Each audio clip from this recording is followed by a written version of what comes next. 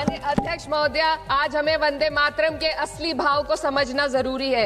यह गीत तो देश के जल, जंगल, जमीन, हरियाली और निर्मल हवा की वंदना को समर्पित है। यह भारत की जन जन की मंगल कामना करता है कि भारत का हर नागरिक स्वस्थ रहे, सुरक्षित रहे और सम्मान के साथ जी सके। सुजलाम सुफलाम का अर्थ है, सुनिए, ऐसा देश जहां स्वच्छ और पर्याप्त जल हो, जहां नदियां जिंदा हो, बहती हो, जीवन देती हो।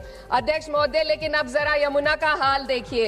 दिल्ली प्रदूषण नियंत्रण समिति की 2025 की रिपोर्ट बताती है कि यमुना के कई हिस्सों में बीओडी स्तर 127 mg पर लीटर है तक पहुंच चुका है, जबकि किसी जीवित नदी के लिए ये 3 mg पर लीटर से कम होना चाहिए। ये सिर्फ नदी का संकट नहीं है, ये किसान का संकट है। नमामि गंगे के नाम पर हजारों करोड़ रुपए खर्च हो गए, लेकिन सच्चाई ये है कि आज भी गंगा और यमुना के किनारे किसान मजबूरी में उसी जहरीली पानी से खेती कर रहा है। वही जहर अनाज में उतरता है और वही जहर किसान की जिंदगी को धीरे धीरे खत्म कर देता है। अध्यक्ष महोदय, जब पानी जहर हो जाएगा तो सुजलाम कैसे होगा? जब किसान बर्बाद होगा तो सुफलाम कैसे होगा?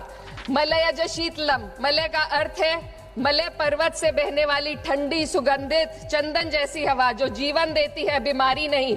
आज मैं इस सदन से पूछना चाहती हूँ, क्या आज के भारत की हवा मलयज शीतलम है? नहीं अध्यक्ष जी, बस संसद से बाहर कदम रखिए, एक गहरी सांस लीजिए। ये चंदन की महक नहीं, ये जहर है जो आपके हमारे फेफड़ों में उतर रहा है।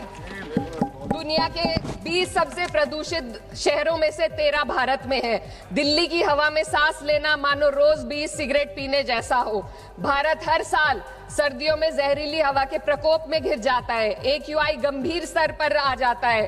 ठंडी हवा का सपना अब gas chamber, ma'am 2 minutes, gas chamber की हकीकत बन चुका है। हम वो देश हैं जहां सरकार प्रकृति पर बने गीत का मान मर्दन तो करती है, पर उसी प्रकृति, जंगल, हवा, पेड़ को बचाने वाले कानूनों को धीरे धीरे खुद ही खत्म कर रही है। ये है आज के हमारे मलयज शीतलम की अफसोसजनक सच्चाई।